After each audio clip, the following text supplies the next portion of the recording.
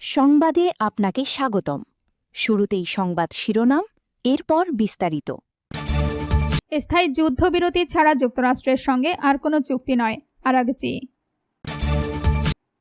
তামিলনাড়ুর বিধায়কদের বড় সুখবর দিলেন মুখ্যমন্ত্রী বিজয়। বিশ্ববাজারে ফের বাড়ল জ্বালানি তেলের দাম। কলকাতায় হোটেলে ভয়াবহ আগুনে নিহত 9 জনের 8 জনই বাংলাদেশি। দর্শক, এতক্ষণ শুনছিলেন সংবাদ শিরোনাম, এখন বিস্তারিত। আপনি যদি দেশসহ বহির্বিশ্বের খবর জানতে চান তাহলে ভিডিওতে লাইক করে চ্যানেলটি অবশ্যই সাবস্ক্রাইব করে দিবেন। স্থায়ী যুদ্ধবিরতি ছাড়া যুক্তরাষ্ট্রের সঙ্গে আর কোনো চুক্তি নয়, আরাগচি। যুক্তরাষ্ট্রের সঙ্গে আর কোনো অস্থায়ী যুদ্ধবিরতিতে সম্মত হবে না ইরান। প্রায় 6 মাস ধরে চলা যুদ্ধের স্থায়ী অবসানই তেহরানের লক্ষ্য বলে জানিয়েছেন দেশটির পররাষ্ট্রমন্ত্রী আব্বাস আরাগচি। মঙ্গলবার 18 আগস্ট ইরানি টেলিভিশনকে দেওয়া এক সাক্ষাৎকারে তিনি এসব কথা বলেন। তার এই বক্তব্য এমন সময় এলো যখন যুক্তরাষ্ট্র ও ইরানের মধ্যকার অন্তর্বর্তী সমঝোতার আওতায় নির্ধারিত 60 দিনের আলোচনার সময়সীমা কোনো স্থায়ী সমঝোতা ছাড়াই শেষ হয়েছে।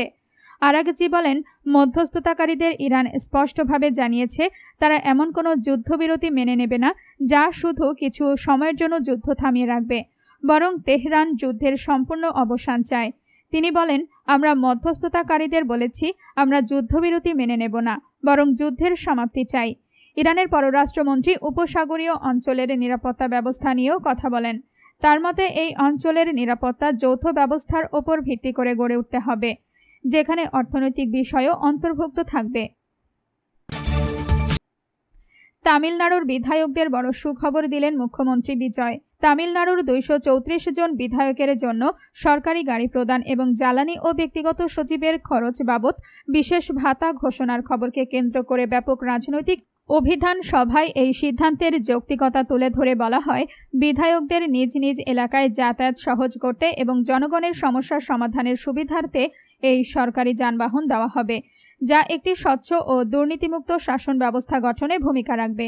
বিশেষ করে নতুন ও সাধারণ পটভূমি থেকে উঠে আসা বিধায়কদের কাজের সুবিধার কথা বিবেচনায় রেখে এই পদক্ষেপ নেওয়া হয়েছে বলে উল্লেখ করা হয়।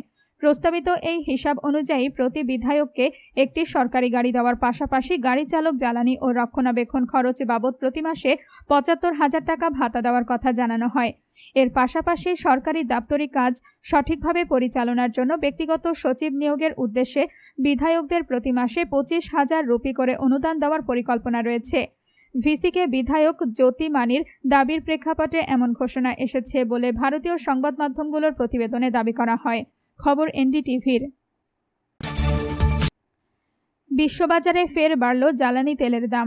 যুক্তরাষ্ট্র ও ইরানের মধ্যকার শান্তি আলোচনা নিয়ে অনিশ্চয়তা ও জ্বালানি সরবরাহ বিঘ্নিত হওয়ার আশঙ্কায় আন্তর্জাতিক বাজারে টানা চতুর্থ দিনের মতো বাড়ল অপরিশোধিত তেলের দাম। বুধবার 19 আগস্ট বিশ্ববাজারে ব্রেন্ট ক্রুডের দর ব্যারেল প্রতি 26 সেন্ট বা 0.29% বেড়ে $91.28 পৌঁছেছে। অন্যদিকে মার্কিন ওয়েস্ট টেক্সাস ইন্টারমিডিয়েট ক্রুডের মূল্য ব্যারেল প্রতি 37 সেন্ট বেড়ে $85.31 কেনাবেচা হচ্ছে। গত 24 জুলাইয়ের পর জ্বালানি তেলের এই দর মঙ্গলবার সর্বোচ্চ স্থানে পৌঁছায়। ওয়াশিংটন ও তেহরানের শান্তির আশা ফিকে হয়ে আসা এবং হরমুজ প্রণালী দিয়ে জাহাজ চলাচলের প্রশ্নে উভয় দেশের পরস্পর বিরোধী বক্তব্য বিনিয়োগকারীদের চিন্তায় ফেলে দিয়েছে। যুক্তরাষ্ট্র ও ইরানের মধ্যে শান্তি প্রতিষ্ঠার সম্ভাবনা কমে যাওয়ায় তেলের সরবরাহ নিয়ে নতুন করে উদ্বেগ তৈরি হয়েছে।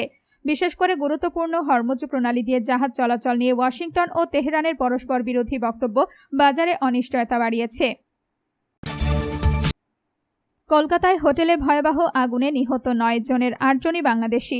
কলকাতার নিউ মার্কেট এলাকার মির্জা গালিব স্ট্রিটের একটি আবাসিক হোটেলে ভয়াবহ অগ্নিকাণ্ডে শিশুসহ 9 জনের মৃত্যু হয়েছে। নিহতদের মধ্যে বুধবার 19 আগস্ট সকালে অগ্নিকাণ্ডের পর ঘটনাস্থলে গিয়ে বহুতলটির ভেতরে ছত্রে ছত্রে অনিয়ম ও অব্যবস্থার চিত্র দেখা গেছে।